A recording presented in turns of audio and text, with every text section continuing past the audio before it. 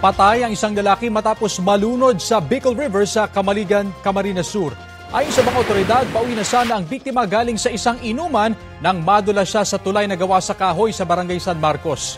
Ilang oras ang lumipas bago matagpuan ang katawan ng biktima.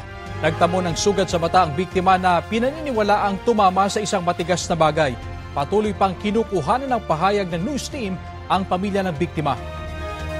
Nasagip naman ng mga otoridad ang dalawang lalaki mula sa Rumaragasang Ilog sa Solsona, Ilocos Norte.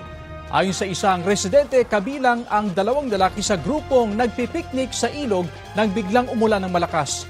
Gumamit ng lubid ang mga otoridad para hilahin sila pataas.